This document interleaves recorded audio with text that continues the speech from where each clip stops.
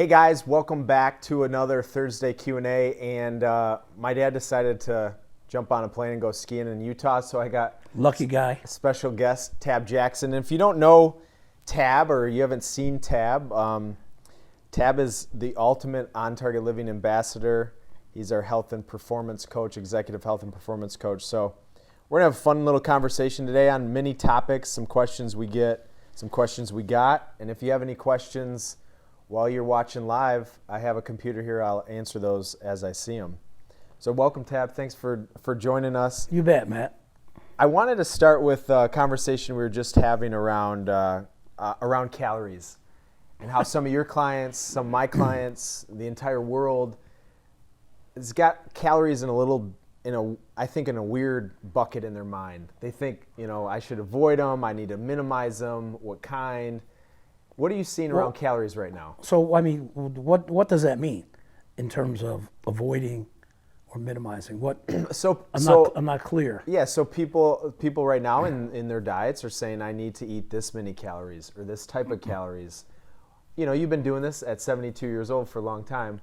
What's your mindset on calories when you're coaching somebody? Well, if you're being restrictive, you're probably hurting yourself. For the most part, I think people in general, if you're eating the right things and you're closer to the source, probably need to eat a little bit more. I think we mentioned this earlier before we went live. I like to look at this thing called fad dieting. There's something new always on the box. You see some fads happening right now? Oh yeah, you got to go to the name brand shop, and you got to be in the right spot. So if I'm at a name brand spot, not everything in there is going to be good for me? Absolutely not. I mean, you still have to be able to pick and know what you're picking. I mean, you can get to a point where ad nauseum you're counting calories and sometimes eating the wrong things. There's no guarantee with that. There are good calories, of course, and as you know, bad calories, like good carbs and bad carbs. So calories in your mind, you don't really start with that, it sounds like, when you're coaching somebody. I do not. And so what do I was coaching someone earlier, and they're scared of, the conversation I had, and I think it's happening a lot. There's a lot more information out there around the food to eat, the diets and the trends. And so I think people in general are trying to eat cleaner. Would you agree to that? There's more awareness around eating clean. I think part of that is true, but I think the other side is, if you're trying to do that, do you have a plan? What is your plan? Not only what is your long-term plan, what are you getting started with initially? Instead of just these fads, instead of starting and stopping. How are you entering into the thought process, and what are you picking and choosing? I'm not one who supports, hey, I heard this is new, and I think I'm going to try it. I get a lot of that. And what do you say to people when why are they doing it? What's the purpose? Yeah. What's the goal? And does it fit into first of all, what is your plan? And how important is that question of why? So if someone's tracking calories or doing a diet or a new thing, I think that's what you do really well with your discovery sessions with your clients is, okay, what's our goal here?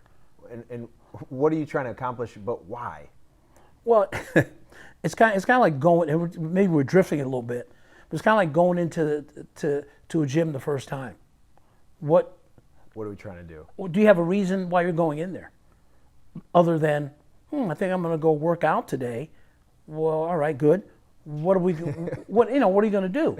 I mean, really, it's important, because now we have this concept of self-care, which is really key for people, especially in today's world. I mean, there's a lot going on, so you got to think and you got to read and sort of stay up on things. So again, to bring back this question, you see maybe a little bit more awareness, but again, drifting to maybe too much of the fads. One of the things that I continue to hear from folks is, I'm eating clean.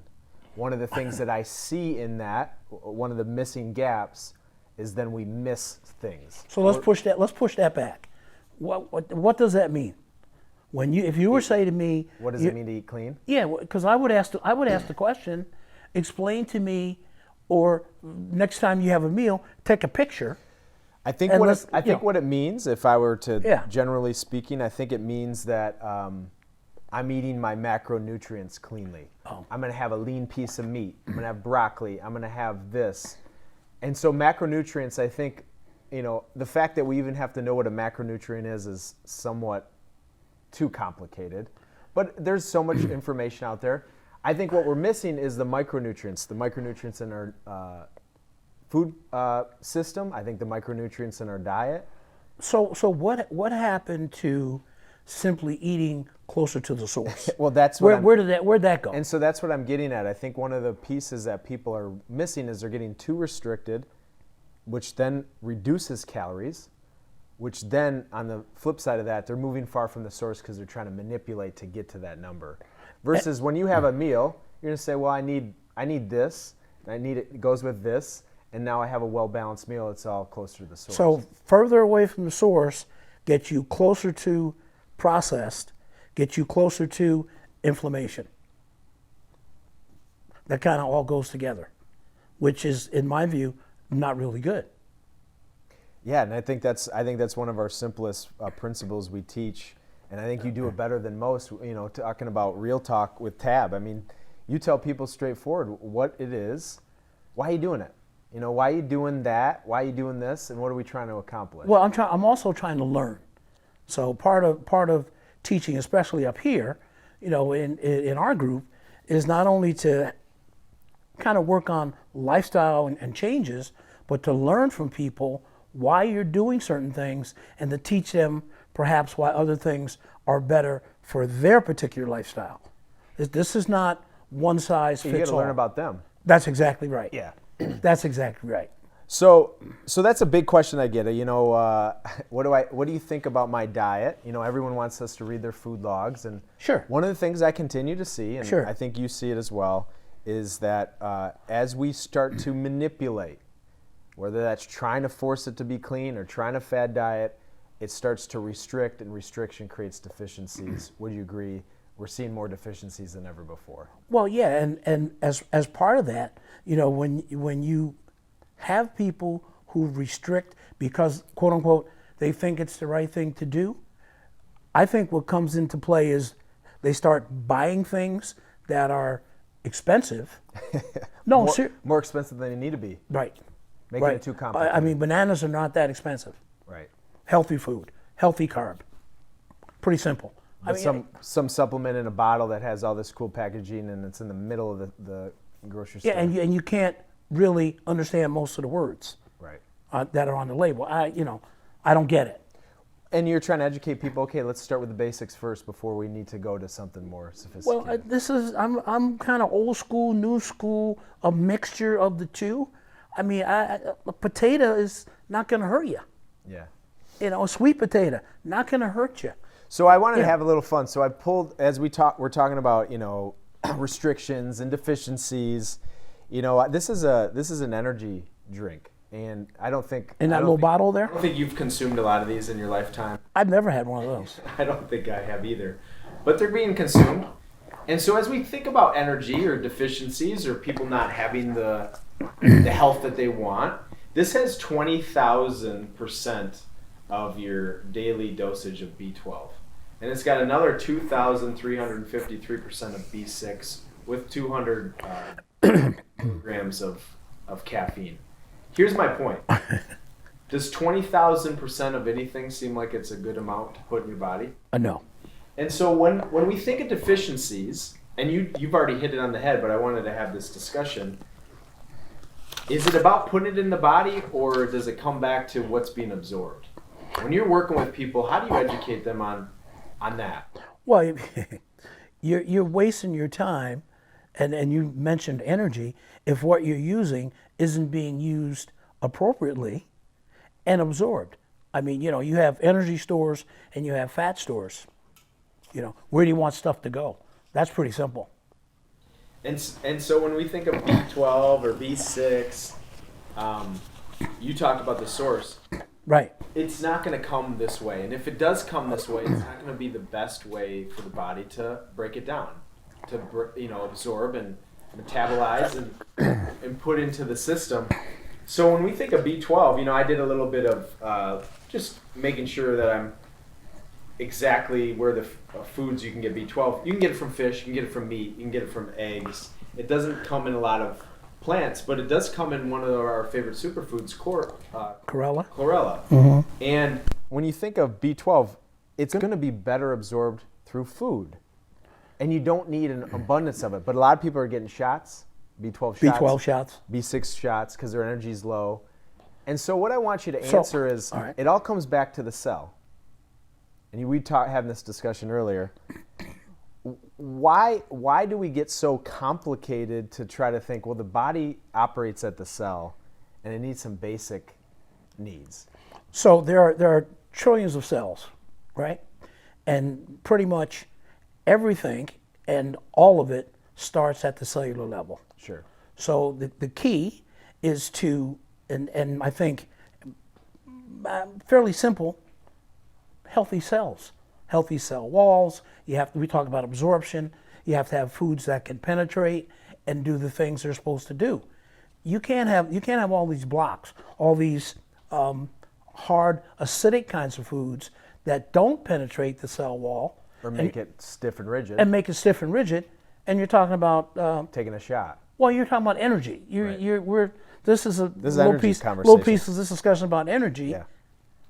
I'm still stuck on how do we get away from just whole foods? Okay, not the store, but the foods. No, I mean, really. Yeah. I'm not trying to bash it, do any of that. I'm just simply saying whole foods, out of the ground type foods. Versus having to supplement. And so I think what's happening is our food system, I think we all agree, is changing. Feeding more people, it's not as probably many nutrients. And so, there's two ways to have a deficiency: not consuming it, but I find it's more of not absorbing it because we're getting farther and farther away from real foods. So you think there's a movement, or do you think people have just decided, Well, back to my fad issue. Do you think this is where people are kind of just, I saw it on TV, it looked good, they'll send it right to my house. All you do is open the door and the whole box. Yeah. I'm just. No, that's a great point. You pay X a month, and by the end of 22 days, you've lost X amount of weight, et cetera, et cetera, et cetera, if you follow the plan. Okay? I'm just wondering what else, first of all, it's in the box. Yeah, I think that's a good point. I think It's in the box. I think we're moving to a position, and I don't love it. There's some aspects that I think are positive, that we're trying to get too individualized with the food we eat, and looking at genetics, and looking at blood types, and looking at what kind of microbiome you have in your digestive tract. I think we were talking earlier, and I think what you do so well is we got to make it simpler, and we got to make it more enjoyable and sustainable. And I think if it's coming in a box and it's packaged for us, you got to understand it's being processed at some point versus let's just go have some fruits and vegetables. Okay, so the square here is there are so many things, generally speaking, that everyday Americans and other people, right, have to think about. That why do we need to make eating a meal so complicated? Sure. And why do I have to spend a lot of time thinking about Calculating. Exactly. Tracking. Running numbers, reading a label, looking to make sure, okay, how many grams of sugar? Oh, wait a second, I had 5 grapes this morning. So now you're stressed out about how you're eating? And where's the benefit? How did I win anything at all by creating you said it, all this stress over just trying to have a meal? It's not something we deal with in our house. I probably had coach people 15 grapes today. I had a banana today. I had oatmeal today. I had raisins today. I'm being. You didn't bring me any. I got a banana. I still have one more banana. I'm just saying, as an example, stress. Let's take it down, people. Yeah, so let's calm down a little bit. I think that's a good conversation. Obviously, it's a very general conversation. Sure. It's very broad, but people need to know. I think. Today I think we're focusing on getting back to the basics, the old school, and the new, bringing it into the new school. It's not sexy to get back and say, let's just go to the source. But you've been doing this for a long time, and you feel pretty good right now, don't you? I do feel good, and my mom and dad were just every meat and potatoes, fish, vegetables, okay, right. On the stove. Not a lot of boxes and packages. No, right there, grinding it, making it, putting it all together. And I still think there's, and I know if your dad were sitting here, he'd say the same thing. There's a huge value in getting your hands in it and making it and seeing it. And there are plenty of places you can go and buy it straight up. Yeah. Okay, like I said earlier, and not to be repetitive, this is a sweet potato. I'm gonna bake it. Sure. Pretty simple. It's not really hard to do. All right, let's keep talking about energy. Sure. You have a ton of energy. Your clients, I think, come to see you for the energy that you have and can help them with. You work with a lot of people that come in and don't have the energy that they're capable of. How do you kind of gauge people on where they should be based on where they're at with their energy level? What's kind of your metric? Oh boy. What's your observation? Well, we've had March 11th will be a year. We've had a tough year, generally speaking. Sure. So some of the people who come and I've known for a long period of time, and just others I talk with on the phone, have been impacted in a variety of ways.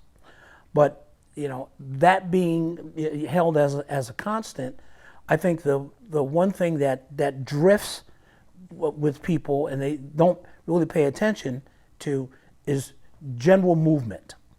Okay, stretching, limited squatting, twisting, turning, reaching, okay, lunging kinds of things, giving the body an opportunity to sort of discover, hey, I can still get my hands above my head, and it doesn't. I'm not injuring my shoulder. You know what I mean? I see a lot of people who are have great jobs, and are behind that desk, and they get stiff, they get rigid, they get restricted. Come here, and we have some issues with bending and stretching and all of that, and it's kind of a wake up call, and it's a little sad right now based on this year we're experiencing. So to directly answer the question, it's movement that is, for me, that is the key, and the message I would push out there to people. And I've said this. We have a couple clips somewhere. You got to get up and move. You can't expect somebody else to do it. You're looking for the energy that you're capable of. You got to get up and move. And what I really try to pass through me to my clients is, don't start with I can't, because I can't can translate into going out here on the golf course and just walking 10 minutes. Sure. Go out and walk 10 minutes back. That's a start. Lay on a foam roller.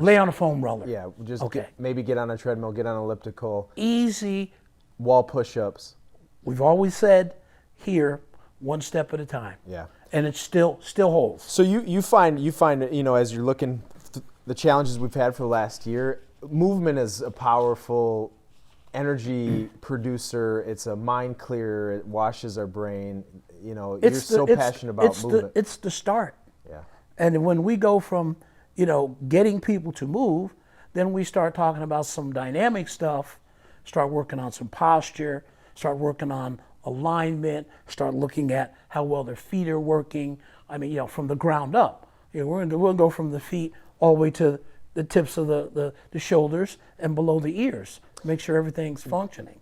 Do you find that when someone comes to see you, they want to push some weight, they want to get up, they want to sweat, they want you to give them intensity. And I know maybe how you're going to answer it is you do an initial interview.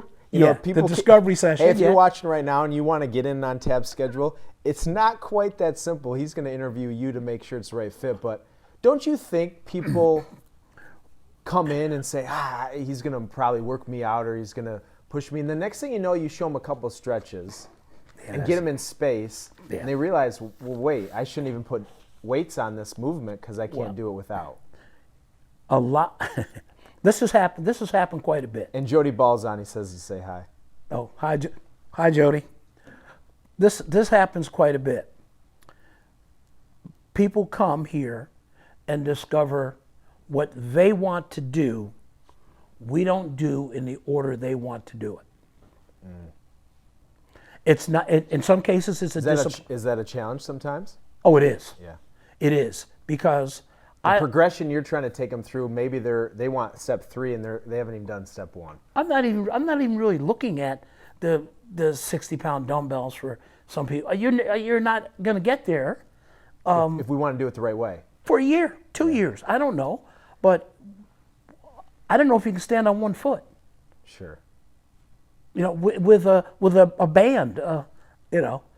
So I think that's a great dialogue. I mean, you've been around a lot of heavy weights in your past, and you know that's how you used to strength train. Threw around a lot of heavy weights with the guy who created all this here. But I think for a long time. I think the point is and Jody Ball, to be honest with you. Why do you think people want to push so heavy weights before they've done some of the basics? Well, now you understand. You've got people that want to do this look thing, right? Sure. They want to just, you know, I can run into the gym and hit it a few times and pump up, blow up, whatever, and I'm good to go. Wrong. You can do that and really hurt yourself. But it's back to the initial conversation we're having. What's your goal? What's the plan? Yeah. And well, then what's the plan? What's the plan?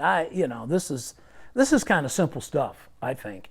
But we'll talk to everybody, and we'll try to, not necessarily change their mind. We'll try to teach. Sure. You know, we've. You're the ultimate teacher. Well, Chris and I have had this discussion about we teach lifestyle. You know, we're trying to be educators, not necessarily trainers, personal trainers, or executive health coach. We're all that, but we also want to help you with your life and self-care. Those are huge. Those are huge, especially now. So I come to see you. I think I'm going to grab those 60-pound weights. You have a routine that you take people through to see their 360 body awareness and where they're at. Sure. And next thing you know, I can't balance on one foot. You get me out in space, maybe doing a straight-legged lunge, and sure. You see tight hamstrings, tight hip. Now what's the conversation? Well, the conversation now is we need to first develop a plan around stretching, dynamic warm-up, and foundation exercises. And we need to continue to do that and see how well you progress. In addition, we're going to talk about inserting some foods. We're going to talk about inserting a little more hydration. We're going to talk about when do you sleep, how well you sleep. All of it. We'll put all that together. Yeah, someone's not coming to see you just for a 60-minute entertainment workout. I don't do that. Yeah, so that's the difference. But I think one of the things as I watch you with your clients, what I observe is they're pleasantly shown a different way that maybe they never thought about. And which is very pleasing when people understand, wow, I didn't know. But not everybody gets that right away, right? That's correct. Yeah. That's correct. And I think that's where the like Chris would say, that's where the coaching comes in. That's where the training coaching takes over. Not coaching. Okay, that's where you have to go teaching and coaching. Because sometimes I go time out, and we come in a room similar to this, and we just have a conversation, which is part of the session. It's not all about the physicality within the session, and sometimes people don't get that. Well, and you've picked up the game of golf. It's like golf. If you have like golf. If you have a crummy grip, but your goal coming to see me is you want to break 90 or 80. Oh yeah, I want to get a lot better. I may not tell you, let's go hit drivers. I may have you chip with a Right. better grip. Right. Now, you have to be open to put in that work, right? And so you're not seeing a lot of people that aren't willing to put in the work, but I think folks that are trying to get better maybe do what they're comfortable doing, and they miss maybe some of the pieces that might get them faster, but it does take initial energy to get there. So here's where I love technology. If I demonstrate a warrior or a half moon, and I want the client to do the same, and they make the effort, I take a couple pictures, and I show them the example and the sample, and I say, this is one of the areas where I do love technology. Pictures worth 1,000 words. And they're like, in some cases They can see it now. Right. Right. And that's more powerful than me spending, 3 or 4 sessions trying to tell them this is not good. Well, that's why we put mirrors in there too, just to show. That's right. To give the That's we talk right. about self-awareness. Someone That's comes right. to see you. Your job as the artist of the guide Right. is to help them in what you think is the fastest, most efficient way. It's not always the same, Correct. but I do think what we would agree on is it tends to be similar when you start to do the volume. You Sure, start it's to see, similar. I see this, I see the feed issue. It's similar, but it's different. It's different. Everybody's different. It's similar, but it's So different. here's a question that came in. So importance of a routine when everything's been changed so drastically over the last year. I mean, we're out of our rhythms. Some of us are working at home. We got kids, stress, the world's falling apart, all these things. How important is it for you to teach people a routine? And where do you begin with that routine? You always ask a really important question, and I refer to Tab because Tab is the coach's coach. But he always asks his clients, what do you have to eat today? When they come to see him. And what he's doing, he's not trying to make you feel bad. He's not trying to say, well, you did something wrong. Right. It actually converts to them answering their own question.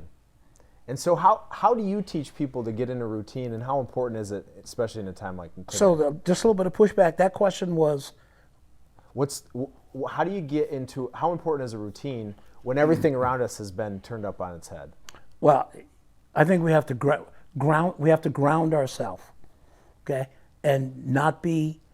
You can't punish yourself based on things that were out of your control. Sure. So, the one-step approach. Initially, where are we going to start? Let's have a conversation about what does it look like for you to get started. Let's talk about that. What's the first 15%? What's it look like for you to get started? And then I can kind of insert what I think maybe is a good place to start, and what have you done in the past? What was your routine? And where were you doing things and all of that? Let's get a little history. So we take, instead of saying, hey, we suck, Yeah. let's say, okay, let's get back on the train tracks, but let's Absolutely. do one or two things. Absolutely. And it might Absolutely. start with eating breakfast, or it might start with drinking more water. It might start just moving. Well, in my view, that's true. But also in my view, it starts with let's not punish yourself and treat yourself bad because man, I haven't done anything for 3 months. Okay. And you talked about that in Yeah. Don't punish yourself. in the early pandemic. You talked about some of the challenges and all the noise out there. What are you gonna do? What are you going to do? What are you gonna gotta do? change your mindset to say, okay, That's right. Let's focus on the I'm stuff. okay. You're okay. Now let's get back to doing some things you like to do. Sure. And we just start with a plan. And make a routine. Develop a plan. You have a routine. I do. What are a couple of things you do every single day taking care of your health? Oh boy, wake up and drink about 12 ounces of water. Drop 2 or 3 wheatgrass cubes. Do some stretching. Just kind of walk around. Get started. Get started. Loosen up. If I haven't. What are some of your favorite stretches you like to do? I mean, dynamic warm-up foundations, but what are some of the The Tab's key- favorites? Oh, I like the one-legged lunge. I like to try to get Hip long. flexors warmed up. Yeah, I like trying to get long. I like going up against the wall and doing the half moon. You're a big I fan like Warrior 3 and spinning back both ways. Oh, now he's I getting like fancy. those. And you I'm love getting you love fancy. you love swimming. Yeah, I swam this morning. Why do you like Actually. swimming so much? flushes. I think it flushes your joints. And now they got all these nice tools. You can put flotation device on and run in the pool and Easy and all on of your that. joints. And you have, just give the viewers, knee was done when? I have this one was done 2015, and this one was done last year. And hip? Hip was done a year ago as well. And 2 so years ago. one I'm of the sorry. things Tab is so impressive in, one, he does the research on the surgeries he's having. Totally. Two, he goes prepared into those because they're elective procedures. I trained for him. You train for them. I trained for him. And then three, I think I've never seen anybody so meticulous with your training and rehab afterwards. Not only the rehab you have to go through, but the rehab that you choose to do. Yeah, you have to put there again. You have to put together your own plan. And what did your doctor tell you Self-care. with this last knee, based on everyone else that he sees?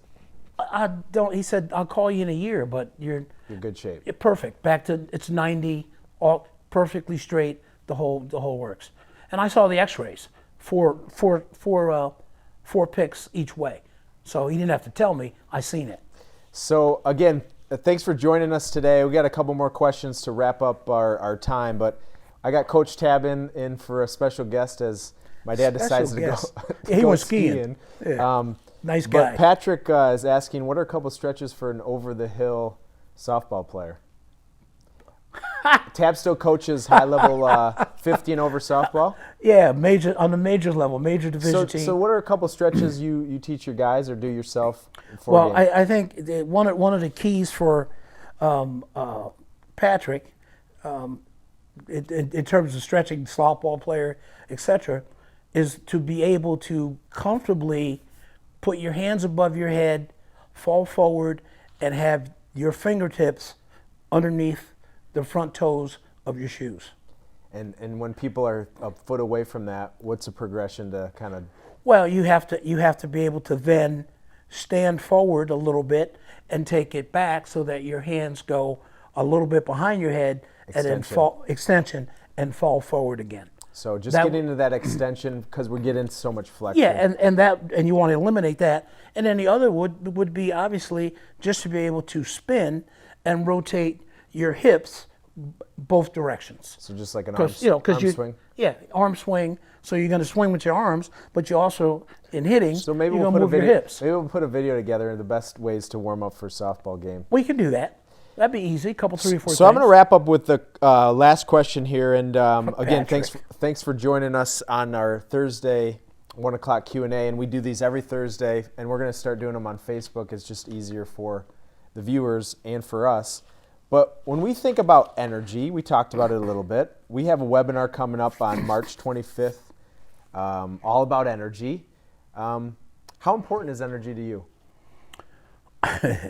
In my view, energy is everything, and you need to, in some respects, make sure that, and this is a repeat, you get your rest, you develop some sort of a routine. Whether if weather gets better, I know in particular, people like to ride bikes, go out and play some golf, get some sunlight, get outside. Do some walking. Body clock's going to change. Daylight savings time is the 14th, so you're going to be able to do some things earlier in the morning and later in the evening. That for sure should pump up your energy. So that's key. I mean, get up and move. Fire up the cells, please. Tab tells you straight up, get up and move. Get up and move. So again, we're going to do more of these. We might get all three of us, and that might be a bad combination. Oh, your dad too? Yeah. Oh. We'll put a sensor on them. All right. So thanks for joining us for another Q&A. If you have any questions, again, we're going to try to do these every single week, 1 o'clock. Some of you are going to watch this after the fact. But thanks for your time, and we'll see you again next week. Have a great day.